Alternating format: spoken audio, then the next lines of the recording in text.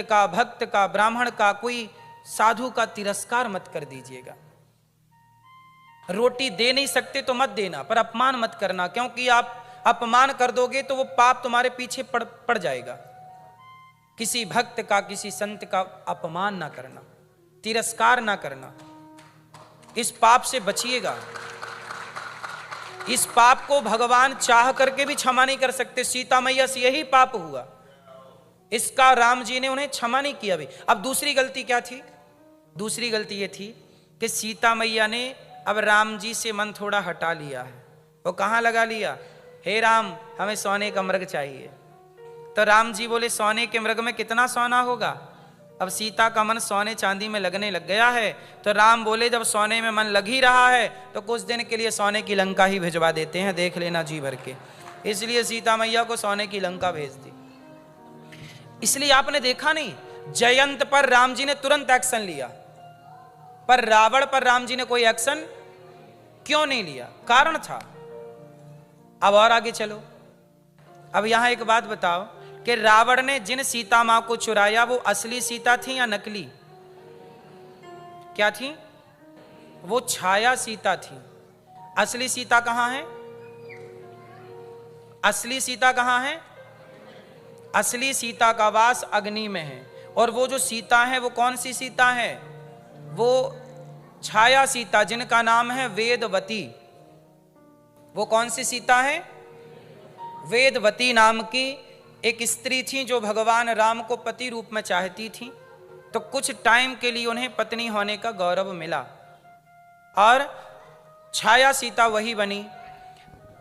तो रावण जिनको ले, अच्छा सीता भी नकली थी और सोने का मृग भी नकली था, तो नकली नकली पे ज्यादा आकर्षित होता है। तो नकली सीता नकली मृग में आकर्षित हो गई, असली सीता तो थी नहीं वो।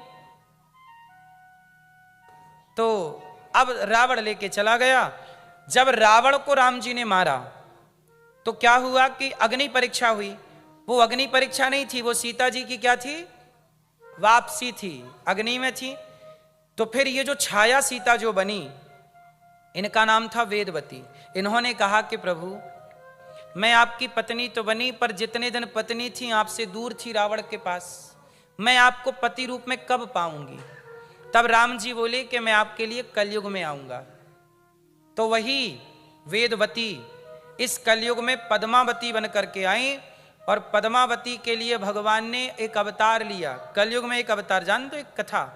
कलयुग में तिरुपति बालाजी का नाम सुना होगा, जिन्हें वेंकटेश भगवान कहते हैं, तिरुपति बालाजी। तो पद्मावती माता के लिए भगवान ने श्रीनिवास का अवतार धारण किया। श्रीनिवास के रूप में। ये तब की घटना है जब भृगु जी ने भगवान की छाती पर लात मार दी। आपको पता है एक बार भगवान के छाती पे किसी ने लात मारी थी? किसने मारी? एक भृगु ऋषि ने लात मार दी। तो छाती पर लात मारने से भगवान का तो कुछ नहीं बिगड़ा। भगवान ने तो चरण सहलाते हुए कहा, भृगु जी आपके चरण बड़े कोमल, हमारी छाती बड़ी कठोर, चोट तो नहीं आई। पर लक्ष्मी जी को बुरा लग गया। लक्ष्मी जी यहीं रहती है ना भगवान के। लक्ष्मी जी कहाँ रहती हैं? भगवान के हृदय में। सोचिए, भगवान इतना प्रेम करते हैं अपनी लक्ष्मी जी से, आपके पति करते इतना प्यार?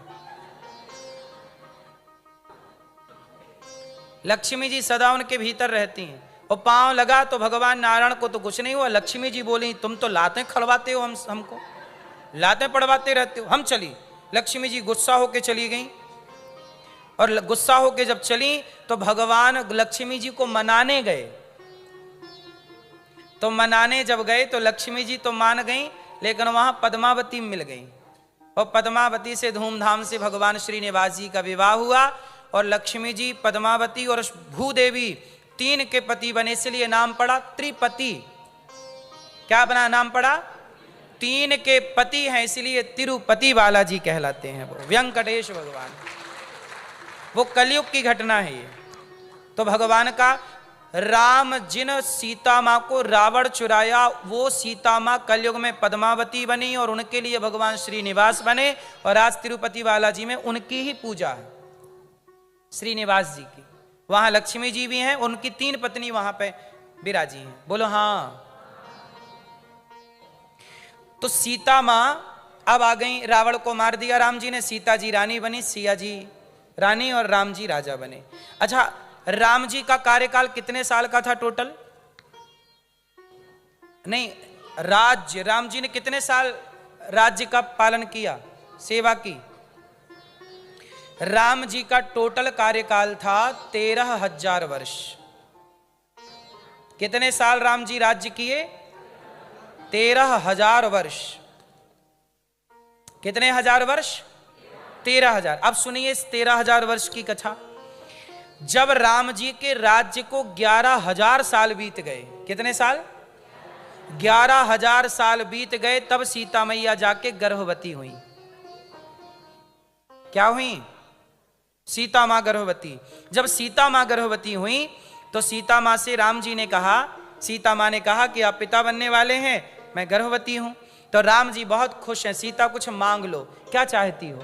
तो सीता मैया ने कहा कि प्रभु यदि आप मुझे कुछ देना ही चाहते हैं तो मैं चाहती हूं कि ये जो मेरे दो बच्चे होंगे, मेरा जो बालक होगा पेट में से बाहर आएगा, वो बालक मैं चाहती हूं कि राजमहलों में जन्म ना ले, क्योंकि राजमहलों में बिगड़ने की संभावनाएं ज्यादा है। मैं चाहती हूं कि मेरे पुत्रों का जन्म किसी ऋषि के यहां हो, ताकि ऋषि संतों वाले संस्कार मेरे बच्चों को जन्म से प्राप्त हो।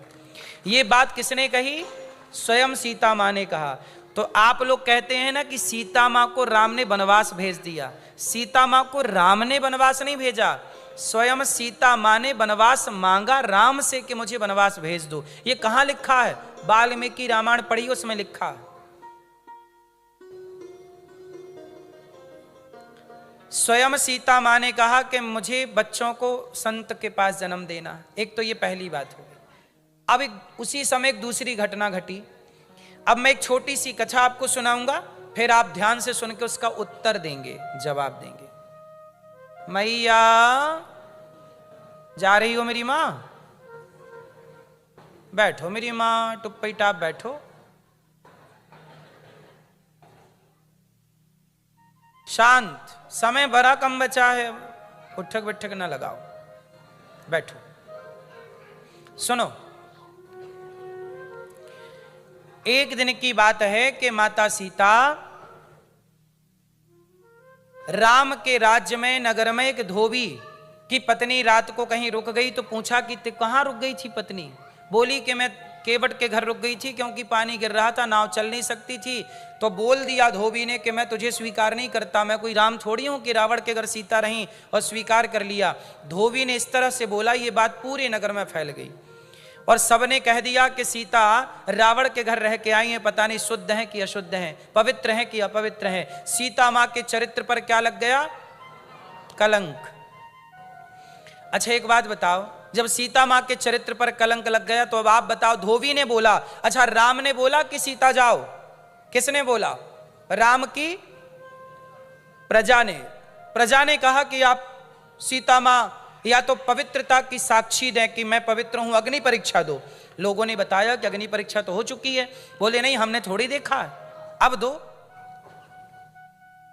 तो अच्छा सीता मां को अग्नि परीक्षा दे देना चाहिए कि नहीं देना चाहिए? उत्तर, नहीं देना चाहिए। चलो ठीक है, नहीं देना चाहिए, नहीं दी, फिर क्या करना चाहिए? अब आप कहते हैं कि धोबी ने कहा। केवल धोबी ने नहीं कहा, धोबी जैसे तमाम हजारों लोगों ने कहा। कानाफूसी चालू हो गई, सारे नगर में हल्ला हो गया कि पता नहीं सीता कैसी है, पता नहीं सीता कैसी है। अब ये बताओ कि आपके पूरे मोहल्ले में ये चर्चा हो कि पता नहीं ये महिला कैसी है, पवित्र है, आपके चरित्र पर उंगलियां उठने लग जाएं, तो क्या आपका उस कॉलोनी में उन लोगों के बीच में मन लगेगा? उस समाज में आप रह पाओगे जिस समाज को आप पर भरोसा नहीं है? सीता रानी है और रानी मां होती है, राजा पिता होता है, और सीता की प्रजा कह रही है, प्रजा पुत्र की तरह होती है। अब आपका बेटा ही कहने लग जाए कि मां पता नहीं तुम कैसी हो, तो उस बेटे के साथ आप कैसे रहोगी, जिस बेटे को आपके चरित्र पर ही भरोसा ना हो?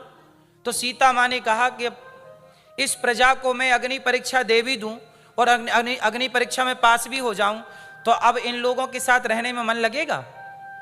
सीता मैया ने मन में सोच लिया कि अब इनके साथ नहीं रहूंगी। अच्छा, इस सिचुएशन में राम को क्या करना चाहिए? राम ने जो किया सीता माँ को वनवास भेज दिया, चूंकि उनकी इच्छा थी, महर्षि वाल्मीकि जी के आश्रम में। अब बताओ, लोग कहते हैं कि राम ने पत्नी को वनवास भेज दिया। अरे राम को वनवास भेजना होता तो राम उसी दिन ना भेज देते जिस दिन रावण के यहां से आई थी। 11,000 साल घर में काहे रखते, और गर्भवती क्यों होती फिर सीता मैया? इसका मतलब है कि संदेह राम को तनिक भी नहीं था। संदेह किसे था? समाज को, लोगों को। लोगों के, अब आप कहो कि कैसा पति है, लोगों के कहने से पत्नी को कौन छोड़ता है? भाई सुनो, आपका पति लोगों के कहने से आपको नहीं छोड़ सकता, लेकिन राम सामान्य व्यक्ति नहीं, राम एक राजा है। और राम ऐसे राजा हैं, उस जमाने में भारत में लाखों राजा थे। हर 25 गांव का एक राजा होता था, हर 2 गांव का एक राजा होता था, हर क्षेत्र का एक राजा। पहले ये पूरी दुनिया किस पर चलती थी?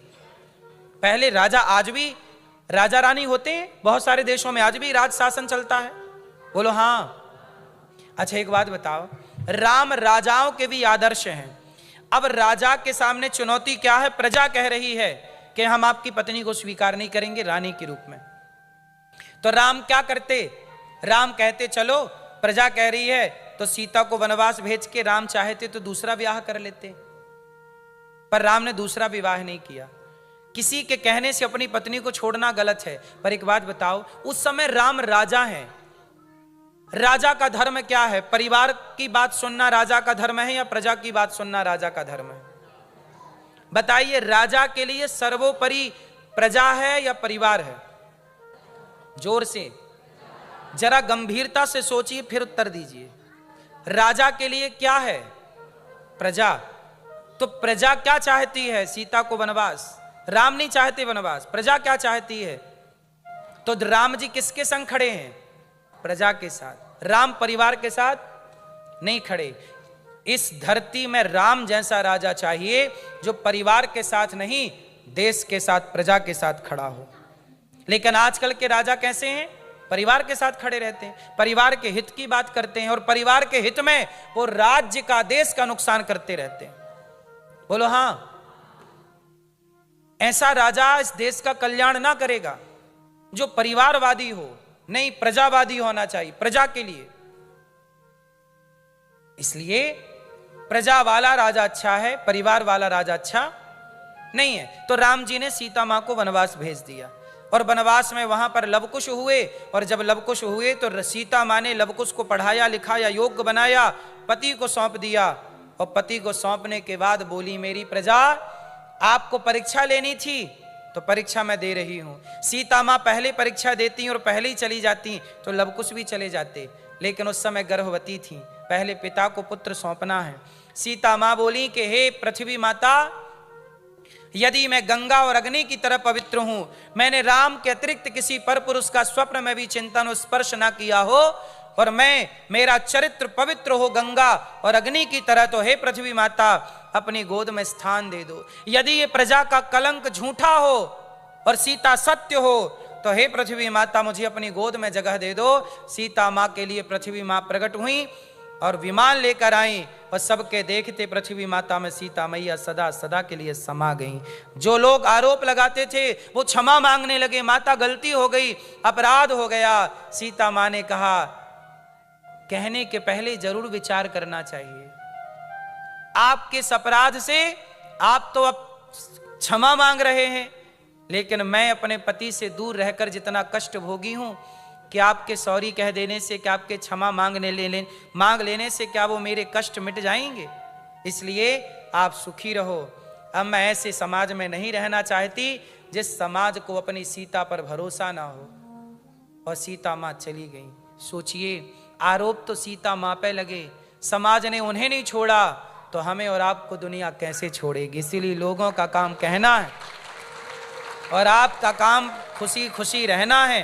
प्रसन्न चित्त से आप अपना काम करते रहिए। लोग क्या कहते हैं कहने दीजिए। सीता मां का वनवास हुआ। अब आप बताइए, राम दोषी हैं या नहीं? बोलो। अब इसका एक तीसरा कारण और सुनिएगा। सीता मां के वनवास जाने का एक कारण और है, बहुत छोटा सा है।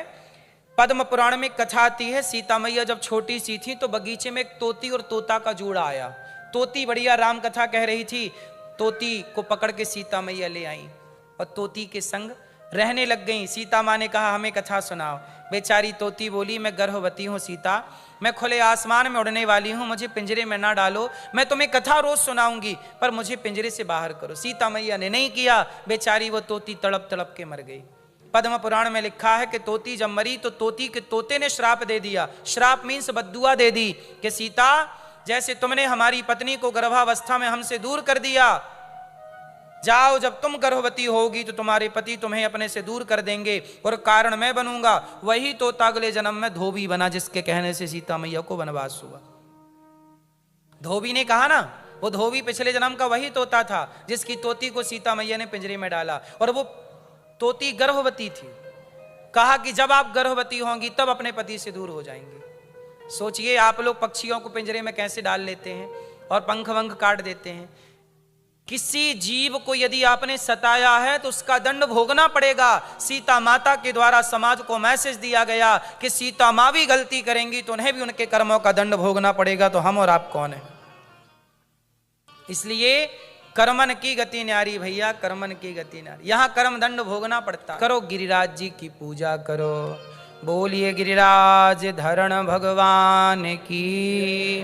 भगवान ने इंद्र की पूजा जो वर्षों से चली आई उसे बंद कराया, क्योंकि जो परंपराएं भले वर्षों से चली आई पर गलत हैं तो वो बंद होनी चाहिए।